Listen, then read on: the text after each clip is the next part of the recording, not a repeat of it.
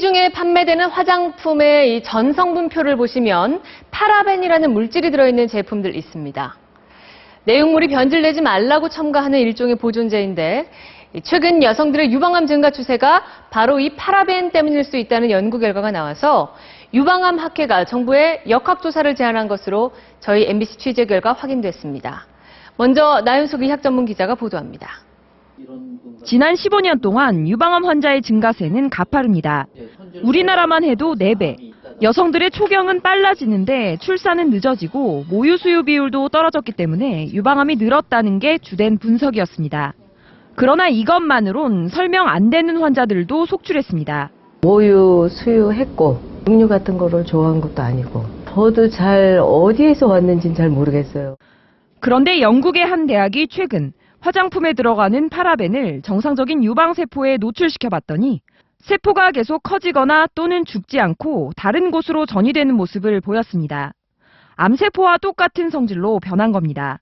한국유방암학회는 영국 연구 결과에 대해 고농도의 파라벤이 DNA 손상을 일으켜 암을 유발하는 게 증명됐다고 평가하면서 파라벤과 유방암의 관련성에 대한 정부 차원의 조사가 필요하다고 밝혔습니다. 화장품같이 저농도로 오랫동안 사용했을 때 그 결과는 아무도 장담할 수 없기 때문에 전 국민을 대상으로 전국적인 정부 차원의 조사가 필요할 것 같습니다. 파라벤의 유해성은 이전에도 제기된 적이 있습니다. 해외 연구진이 160명의 유방암 환자에서 떼어낸 암세포를 분석했더니 99%에서 파라벤이 검출됐던 겁니다. 주로 겨드랑이 쪽에서 검출됐는데 당시 연구팀은 얼굴로 흡수된 화장품 파라벤이 겨드랑이 림프절로 모였다고 추정했습니다. 네, 나윤석 기자 잘 들었습니다. 결국 일부 화장품이 유방암과 관련이 있을 수 있다는 얘기인데요.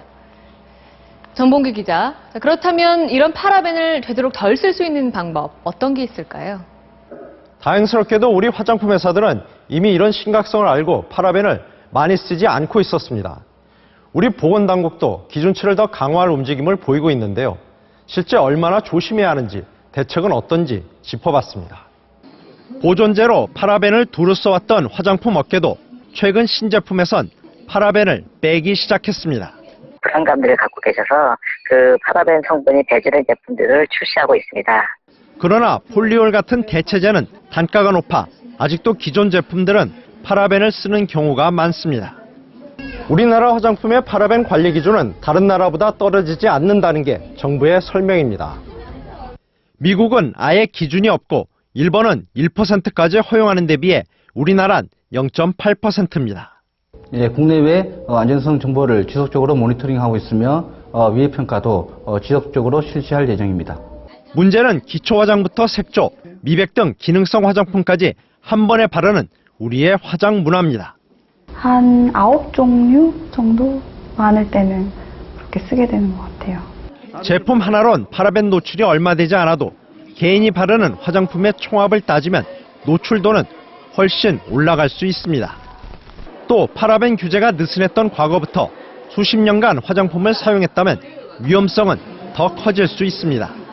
실제 유럽은 파라벤 가운데 유해성이 높은 5가지는 예방적 차원에서 사용을 금지시키기도 했습니다. 따라서 파라벤보다 안전한 성분을 개발하고 현재의 허용 기준에 대해서도 재검토가 필요할 것으로 보입니다. MBC 뉴스 전봉기입니다.